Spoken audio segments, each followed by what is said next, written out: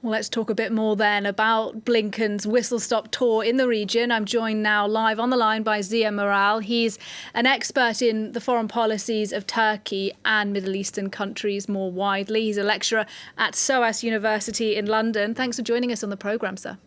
Thanks for having me.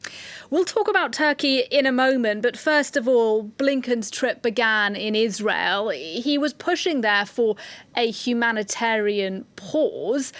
Clearly that hasn't happened. His words seem to have fallen on rather deaf ears in Israel. So do you think his trip to Israel itself was a failure? Not necessarily. I mean, as he mentioned right before he took off from Ankara, the fact that, this conflict isn't necessarily spilling over to other theaters, the fact that there's still a conversation unfolding, is a positive sign. Diplomacy does take time. Yet at the same time, I think his trip revealed limitations of U.S. influence, not only just in Israel, but even regionally. In other words, U.S. cannot necessarily unilaterally move all those countries towards a particular direction, needs to form new alliances and new consensus, and that's going to take a lot of time, given the complexity of all these countries' relationship with the United States in bilateral terms. And from meeting Benjamin Netanyahu, Blinken went to Ramallah, where he met the Palestinian Authority leader Mahmoud Abbas. Now, we heard language from Blinken that we've heard from American diplomats for years now when they go to Ramallah, and that is the US wants to see a two-state solution to the conflict. I wonder whether you think it's important that he used that language this time. Is the US perhaps more committed to the idea of a two-state solution than it was before, or is that just words from Antony Blinken? I mean, not just his comments in West Bank, but even State Department's communications and statements coming from President Biden and other U.S. officials.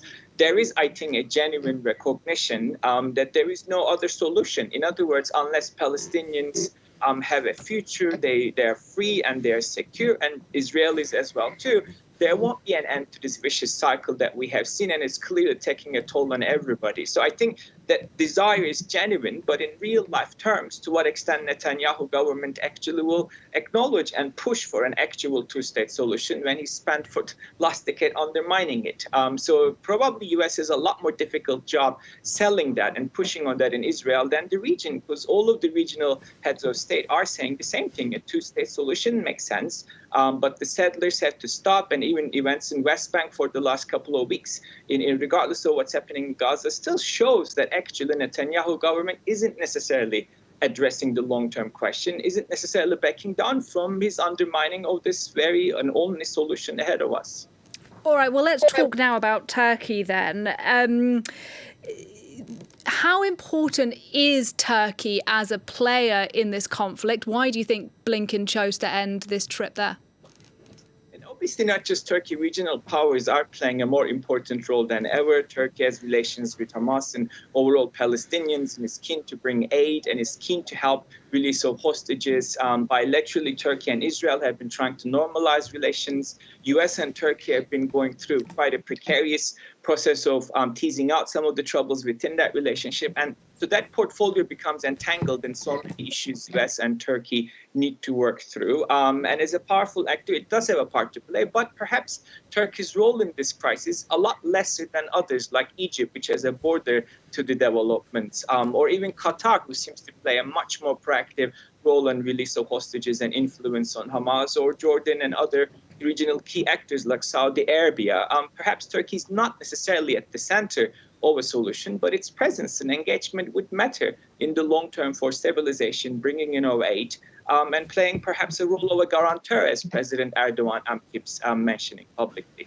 And you mentioned Qatar. I'm pleased that you did, because I wanted to actually ask you about the fact that Blinken didn't go to the Gulf state, even though we know it's playing a pretty important role right now, trying to help release those hostages. It also houses a number of Hamas political leaders, doesn't it? So why do you think Blinken, despite going to a number of different countries in the region, chose not to go to Qatar? I wouldn't read too much into it. In other words, there's still a lot of other countries he could have done, a lot of other meetings he could have had. And let's not forget, this is this continual touring of the region, continual touring or reaching out to other countries. But the conversations between Qatar and US are quite straightforward, and clearly Qatar is playing an important back channel.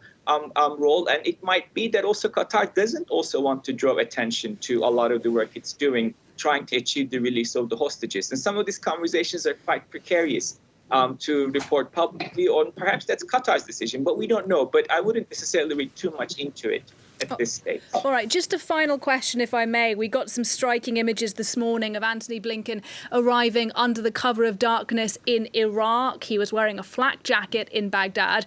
Obviously, Iraq, a little further away from this conflict we're talking about in Gaza and in Israel. So just finally, your thoughts on why he went there? I suppose a lot of his focus is about the recent developments in Iraq and Syria, which saw U.S. soldiers and assets being targeted, and also his desire to ease tensions and reactions that are unfolding around there. And there is the question of Iran, right? So nobody wants Iran and its proxies, including Hezbollah, to enter into this force. And there is a subtext of actually pushing that message forward in Iraq, that Iran's entry into this crisis is not going to be welcomed by the United States or anybody else in the region at this stage. Ziya Meral talking to us there from SOAS University of London. Thanks very much indeed, sir, for your time and your thoughts. We appreciate it.